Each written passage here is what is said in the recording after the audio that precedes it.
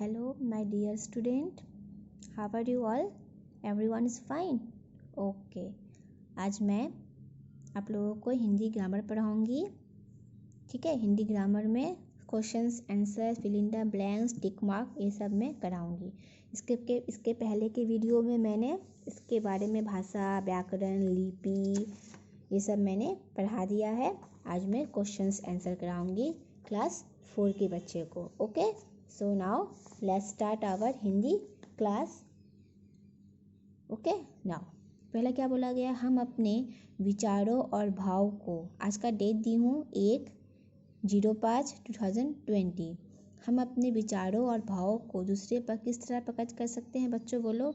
हमें जो बोलना है, ठीक है, अब मेरे मन में क्या चल रहा है, मेरे विचार क्या है, इसे मैं किस तरह प्रकट कर सकती हूँ? किसके द्वारा हम प्रकट कर सकते हैं? भाषा के द्वारा. तो पहला का नंबर क्वेश्चन है, हम अपने विचारों और भावों को दूसरे पर किस तरह प्रकट कर सकते हैं? भाषा के द्वारा. देखो यहाँ पर मैं आंसर लिख कर रखी हूँ. ये रहा मेरा आंसर लिख कर रखी हूँ यहाँ पर. हाँ, देखो, भाषा के द्वारा हम अपने विचारों और भावों को प्रकट कर सकते हैं. ठीक है, मेरा क्वेश्चन क्या था, किसके द्वारा हम अपने विचारों को और भावों को प्रकट कर सकते हैं? आंसर क्या होगा? भाषा के द्वारा.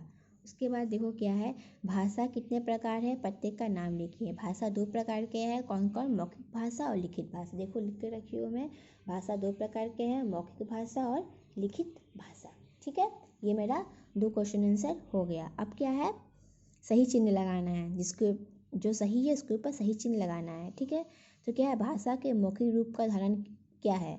भाषा के मौखिक रूप का मुझे उदाहरण देना है. मौखिक मतलब बोलना और सुनना को हम मौखिक रूप कहते हैं. पत्र होगा या ईमेल होगा या रेडियो होगा? क्या होगा? ईमेल भी नहीं होगा, पत्र भी नहीं होगा. क्या होगा? रेडियो होगा. रेडियो में हम क्या कर रहे हैं? सुन रहे हैं. तो मौखिक भाषा किसे कहते हैं? जिस भाषा को हम बोलकर और सुनकर समझते हैं उसे हम मौखिक भाषा कहते हैं. अच्छा, हिंदी दिवस कब मनाया जाता है? 14 सितंबर, 14 अक्टूबर या 24 सितंबर? कब मनाया जाता है? इसका आंसर होगा 14 सितंबर. भाषा के शुद्ध रूप का ज्ञान किससे होता है?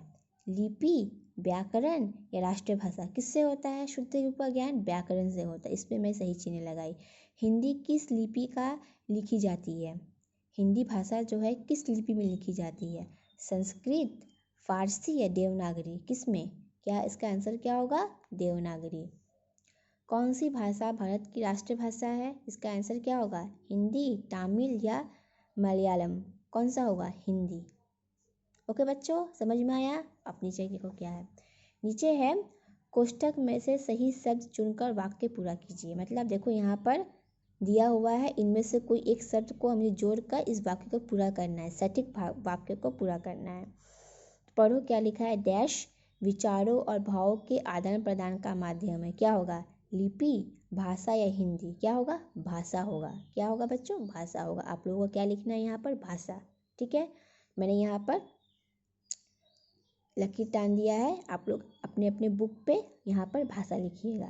उसके बाद क्या है, किसी भी भाषा के लिखने की विधि डैश कहलाती है. कोई भी भाषा को जो हम लिखते हैं, ठीक है, तो उसका एक निश्चित चिन्ह होता है. उससे हम क्या कहते हैं बच्चों? लिपि कहते हैं. क्या कहते हैं? लिपि कहते हैं. तो हमें यहाँ क्या लिखना है? लिपि लिखना है.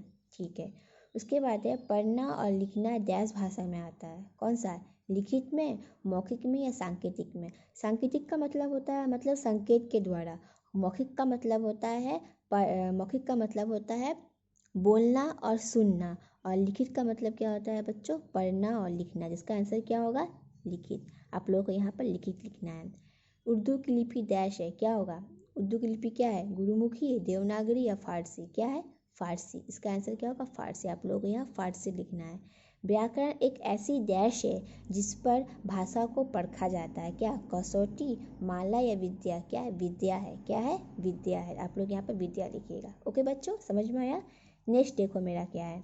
नेक्स्ट में बोला है, जो सही वाक्य है उसे सही चिन्ह लगाना है. जो गलत है उसमें गलत लगाना है. तो बोलो बच्चों, आप लोग भी मेरे साथ.